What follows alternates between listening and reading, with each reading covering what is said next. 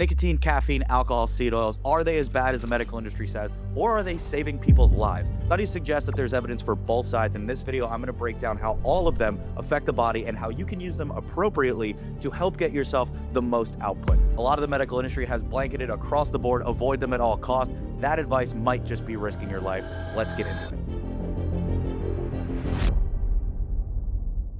The science on all four of these is super interesting, and it's a little bit different than what the medical industry leads on. And as someone who has abused most of these, I'm going to be able to give you my own firsthand experience, as well as what we've seen across thousands of blood works from all of our patients who all use these substances. If you use any of these substances daily, you might want to stick with me for the next 10 minutes because this could be the most valuable 10 minutes of your life. Before we get into the video, it's important to note I'm not a doctor, and nothing I say in this video should be misunderstood with medical advice. And if you're going to go through any of these treatments or have questions about them, make sure you're consulting a medical professional. Now, without any further ado, let's get into the video. First thing we have to do is separate the smoke from the molecule. I'm not talking about vaping or cigarettes. I'm talking about pure nicotine. To be clear, tobacco smoke contains over 6,000 chemicals. The smoke is the killer. Nicotine is just the molecule inside of it. Let's start with the good. A lot of people know nicotine activates receptors in your brain, which is why people who use it feel that sense of alertness or sharpness, which is why it's super common in the workplace and among high performers. These triggers in the brain stimulate dopamine, norepinephrine, and BDNF. If you're new to this page, BDNF is what your brain uses to build and protect your neurons. We have conclusive evidence that nicotine use does improve working memory as well as sustained attention. So you might think maybe instead of throwing everyone on Adderall, we should try some nicotine instead. But of course, there's some caveats. Now, when it comes to disease, this is where we see some of the most interesting research on smokers. Nicotine users develop Parkinson's at nearly half of the rate as non-nicotine users. Because all Parkinson's is destroying neurons in your brain that make you lose that mind-muscle connection. The nicotine's able to help restore and build those neurons. A lot of people don't know this, but between the 1930s and the 1950s, nicotine was actually a prescribed medication from doctors. They encouraged smoking. We later realized that that was horrible medical advice, but there is some merit as to why it might be beneficial for protecting against disease. Nicotine research for disease has become hyper-popularized in the last 5 years because in COVID-19, we saw astounding results in non-smokers were getting COVID-19 at dramatically higher rates than smokers, mainly for its ability to activate the cholinergic anti-inflammatory pathway, hitting the brakes on dangerous cytokine storms, which is where COVID-19 infiltrated from. So there are really two underlying groups of people that could benefit from nicotine use. The first one is people who need sustained focus, anybody who works long hours or need extreme precision in their work. Something we see a lot of is baseball players utilizing nicotine. And they actually did tests on this where motor reaction test timing saw an 11% decrease in reaction time for nicotine users, meaning they were able to react 11% faster than non-nicotine users, as well as overall perception of an incoming pitch for batters increased by 34% in nicotine users. The other group, as crazy as it sounds, might be people going through age-related decline, like Parkinson's or Alzheimer's or any disease that directly affects the brain. Now, here's where delivery matters. I think smoking is probably the underlying cause of a lot of the issues that we see with cigarettes, versus nicotine pouches like your Zins or any of the other popular ones that are out now seem to have far less respiratory and cardiovascular strain. On that note, the cons with nicotine lie in the fact that it is a vasoconstrictor, which means it's going to reduce the amount of blood that can get to the rest of your body. It narrows blood vessels and makes the heart have to work a little bit harder to get the amount of blood that you need. This is especially why we see a large percentage of erectile dysfunction patients tend to be nicotine users. The area where I don't like it the most is it affects my REM sleep. I am someone who likes to enjoy cigars. I think they're awesome. I think it's a great bonding experience, especially among men, but it drastically impacts your ability to get into deep REM sleep. And what I'll notice on my Whoop every time I smoke a cigar is that recovery score goes way down. Among other issues of hormonal production, tissue repair, it doesn't seem as an overall benefit to the body for those of you who are looking for muscle gain or extreme physical performance. It's better suited for those who are looking for purely mental. Now, like everything on this page, I'm going to teach you how you can get around it and avoid some of these problems if you are going to continue to use nicotine. For any of those vasoconstricting problems or blood flow problems, you're going to want to look at L-Citrulline, which is going to convert to L-Arginine. This is going to reliably boost your nitric oxide, which is a vasodilator, which is the opposite of vasoconstriction, giving your blood flow an easier pathway and expanding those pathways to feed more blood to the areas that you want them. What you'll usually see with vasodilators is increased vascularity, especially when you're in the gym. You just notice an extra pump, blood's flowing to the muscles, you just feel full. Now, if you're using this late at night and you want to be able to counterbalance some of those REM sleep deficiencies, you're going to want to look at things like glycine. Anywhere from 3 grams to 5 grams at night has shown incredible effects at getting you into that deeper REM sleep. I use it every night anyway, and it's a great addition to your sleep stack. In addition to that, magnesium glycinate also helps taper the body down and get out of that fight or flight response that has an increased cortisol spike that nicotine usually delivers. Now, if you want to supercharge the brain benefits you get from things like nicotine, you can always add in things like lion's mane mushrooms. I'm a huge proponent of these, and they're also proven to be pretty safe long term. This will help all of those new neurons you're creating have cemented pathways for access, so that you're not just creating new neurons floating around in the brain, they're actually being activated and used the way that you want them to. Nicotine's kind of a double-edged sword. On one side, it gives you awesome cognitive benefits, and it certainly makes you a more efficient worker. This is why I believe it's approved by the FDA, because it makes us more efficient workers at the cost of our own health. These are all things where I start to put on my tinfoil hat and say, well, it seems like nicotine has a lot more problems associated with it than some of the other drugs that are not FDA approved, but this one helps us be more efficient workers, and we're going to need more health care. So at the end of the day, it's a more beneficial thing for the American ecosystem. And on that topic, number 2 on this list that's also FDA approved that I think should absolutely not be is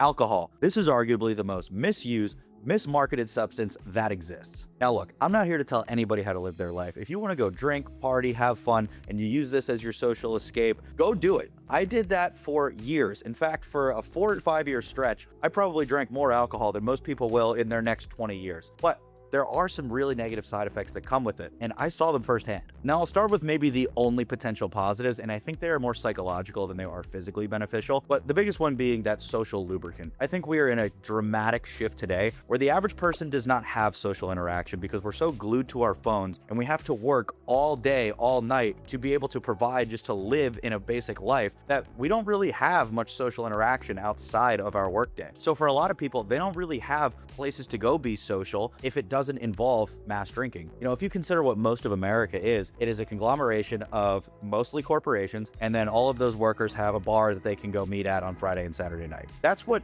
80 to 90% of the country is. Then you've got your cities where some of the drinking is even more drastically used than that. But there's also subsects of groups that don't really buy into the whole alcohol thing, or there's other groups that just don't go out and socialize at all because they don't want to drink. And that's where I think we're getting into this trap where we think we need to have alcohol in order to go out and socialize. Now, I'm also not telling you to go out and be sober and have no fun at all. I think there's plenty of other avenues to go. We're seeing tremendous results when it comes to long-term effects of mushroom use. Seem to have almost none of the side effects that things like alcohol, smoking, or some of these other recreational things do.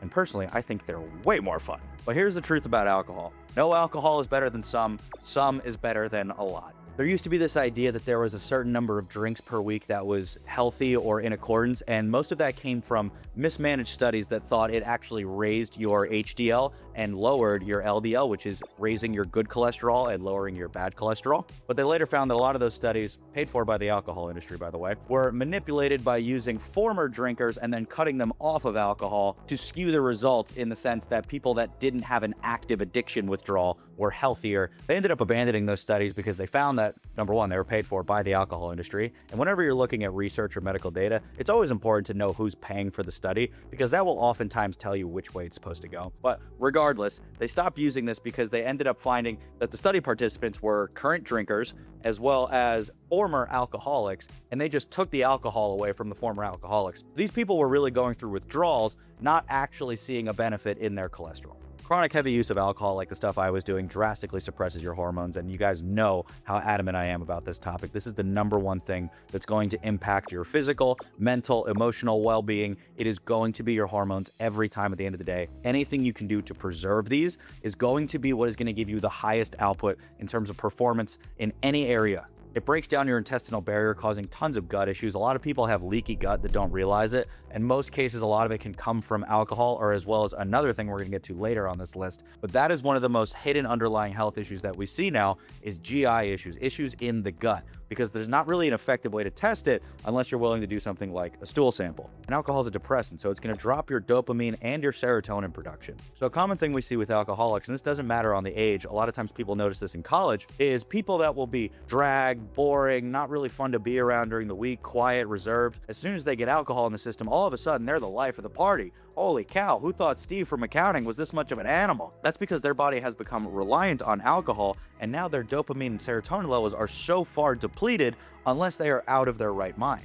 If you didn't know, all of that comes from the gut. Your serotonin production is a byproduct of your gut health. So when I talk about things like hormones, gut health, basic mitochondria function, we're not always looking for what is the end result.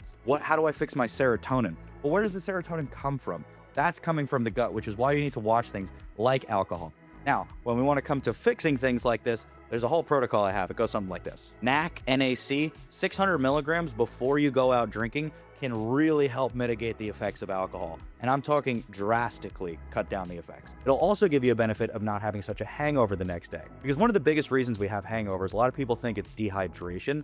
It's actually toxins and heavy metals that you've consumed from alcohol. Now, what NAC does is it makes all of those toxins water soluble. So you just pee them out instead of just having them sit in your liver. So as long as you are hydrated, you can pee those things out with NAC. So it's kind of a misconception. It's kind of true that if you just drink more water, you won't have a hangover. You need to have appropriate glutathione levels. NAC is the precursor to glutathione, which all you guys know I'm a huge proponent of because it's going to detox, especially the liver, which is the #1 affected area when it comes to alcohol. Milk thistle and TUDCA are also going to be staples in this anti-inflammatory detoxification process that are going to protect you from experiencing things like liver failure or gut problems or anything associated with damaging your internals from alcohol. There's also some really cool studies that show zinc can help mitigate a lot of those gut issues you see. Now, if somebody's suffering from severe issues, they've been drinking for 3, 4, 5 years straight, every single weekend in extreme excess, you're probably going to want something a little bit stronger. BPC-157 has shown the strongest results when it comes to gut repair specifically. TB500, also an incredible one to add in because it is systemic anti-inflammatory repair. So it's not going to be hyper targeted like your BPC-157. It's just going to be for your entire body. But it never hurts to reduce inflammation in all areas of the body because odds are you probably have more than you think. Just because it doesn't hurt right now doesn't mean there's not something dangerous brewing, which is why I always recommend people get their blood work done. I don't think enough people that are going out and partying and living the life are doing enough of their blood work. I've always said, if the blood work shows that you're fine, you can kind of do whatever you want, as long as you're testing enough biomarkers. Now, you can really go down the rabbit hole and end up spending $1,500 to $2,000 testing everything. This is what I do because I just find this fun. But for people that are going off and partying and doing all this other crazy stuff, these are the people that check their health the least, that I believe should be checking the most. The guy that's the biohacker and that's all into optimization, they're checking their blood work like they're studying for an exam. Now, I absolutely commend that because these are the things that I do, but it's really important if you're going to be messing around with substances like this, that you understand how it's affecting your body, because everyone's different. And a lot of people have this idea, well, oh, my grandpa drank every day and he lived to 100, so I'm probably fine. Maybe, maybe not. There's now been 2 other people beneath him that have created you that have a whole different host of genes. You might be the exact opposite, where alcohol could actually be accelerating your problems at rates you don't even know yet. Which is crazy to me because this is another one of those things that for some reason is FDA approved, and it is literal poison. There's very few things out there that are worse for your body than alcohol, yet this is allowed because it only lasts one day and it helps us forget about our long work week ahead or the long work week we just had. Meanwhile, other drugs don't make you think that. Speaking of working hard, number 3, caffeine. Now, I'm not personally someone who's ever really used caffeine all that often, maybe once or twice by accident, but I can't really speak from personal experience too much on this one, but I will tell you what the data suggests, and it's actually a little bit better than you think. Caffeine is probably the most evidence-based longevity compound that we have. Moderate coffee drinkers, so between 2 and 4 cups per day, showed a 15 to 20% lower rate of all-cause mortality, meaning that they are 20% more likely to stay alive than those who do not use caffeine. It increased by about 2 years of healthy life. Just like your nicotine, it does help protect against things like Parkinson's, as well as it supports liver health. And abundantly, the most far and wide used purpose of caffeine is extreme focus, energy, being able to lock in for a sustained period of time and work. And the reason I believe it's so popular is it creates a fabricated feeling of reduced effort. So it just feels easier to focus and work for long periods of time, even though you don't feel like you're having to physically make yourself, or that's different than most other cognitive enhancements. The price with caffeine is cortisol and sleep. 300 milligrams of caffeine can elevate cortisol for 6 hours. It's going to drastically fragment your deep sleep, meaning that you're going to wake up in between your deep sleep cycles, and that's going to definitely stop things like your growth hormone pulse, as well as your testosterone production. Studies also suggest that it reduces insulin sensitivity by about 35%, which for those of you that are looking to build muscle mass, that becomes an extremely limiting factor. Because what that's going to do is it's going to store more carbs as fat instead of using your carbs for energy and muscle growth. Now, I'm not against caffeine nearly as much as I am alcohol. I actually think there's a lot of practical uses for it, and for some people, I would even encourage it. It's just not something that I ever started when I was younger, so I never developed the need and addiction to it, which is probably the biggest drawback to it, is once you start and once you're using it repetitively, if you were to ever stop or try to wean off, it is going to be a brutal time for you. But if you are going to use it, here's the best practices to use it to get the most out of your output without taking any tolls on your your physical health. Number one is to wait about 90 minutes after starting your work to begin using caffeine. This gives your body the ability to get to that level of focus and energy without being reliant on a substance. This is where we see the biggest divide in people who get heavily addicted. If you can delay it by about 90 minutes, you can drastically reduce your rate of physical addiction. The second one, and this is going to be tough for a lot of you guys, is an 8 to 10 hour hard cutoff before sleep. So if you're going to go to bed at 10, that means stopping your caffeine anywhere between noon and 2 p.m., which I know that sounds difficult, and this is why I talk about maybe not giving yourself the dependency for it, but using it as a once in a while enhancement might be a better route than relying on it for everything you're going to do. But if that's going to be impossible for you, there's things you can do. And number one is going to be adding in the other two we mentioned: glycine, magnesium glycinate, and then also things like L-Theanine are specifically beneficial when it comes to caffeine. L-Theanine is going to blunt your anxiety and cortisol, which is the biggest reason we have this problem. It's not because our body just has so much cellular energy that we're looking to run a mile, but it's because our cortisol is so spiked that our body is still ready for action. You know, the body doesn't know the difference in a cortisol spike, whether it's for work or for a fight. Something that's really effective for this is going to be using Selenk. It's a very popular peptide that is going to mess with your GABA receptor, but it's going to bring your overall stress and anxiety down. All of your stress and anxiety are produced by your GABA receptors. So when you're using things like Selenk that are able to modulate and decompress your brain and body, you can see a much more pleasant sleep. So for people that are active caffeine users, they usually have the best reviews when it comes to Selenk because their bodies used to be getting cranked all the way up here when it's time to work, and it never really gets that full down low when it's time to sleep. So Selenk users with caffeine get the best benefit. Now, if you're concerned with your insulin sensitivity, I would recommend things like berberine to help counterbalance any of those caffeine-related issues. Now, the last one on this list is seed oils, and specifically we see this with high performers because they're going to fancy restaurants or they're grabbing quick food on the go while they're trying to work.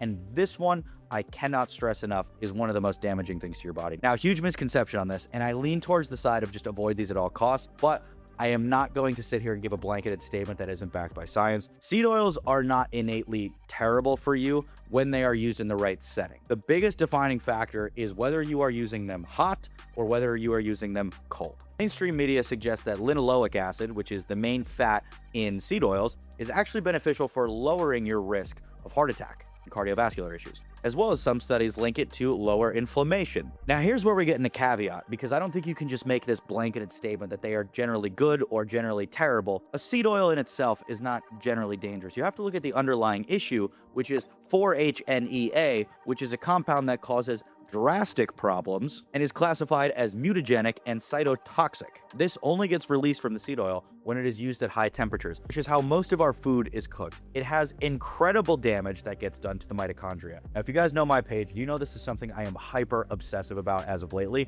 because I have seen the light in what the mitochondria is truly capable of. It matters for every function of our body.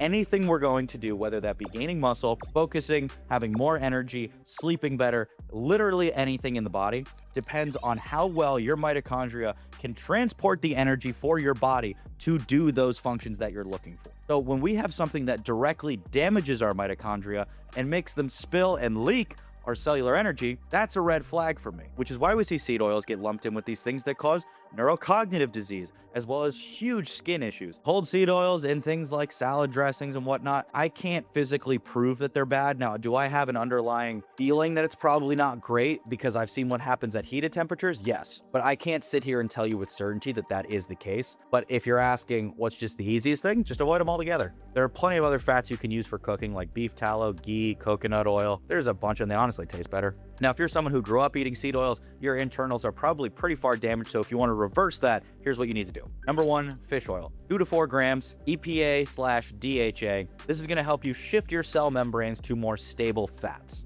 especially when it comes to mitochondria. I have a full video on this where I break down everything you can use to fully optimize this, and I'll have that video linked below in the description. But look, there's no secret that our highest output individuals are always going to use substances to help themselves get ahead. The difference is, are they relying on things like alcohol, nicotine, caffeine, or are they using the next level? And if you're interested in what that next level is, this is everything I cover on my page. I have tons of videos on ways you can improve your body and get way better results. So if you're interested in that kind of stuff, hit that subscribe button, turn on post notifications, and I will see you guys in the next one.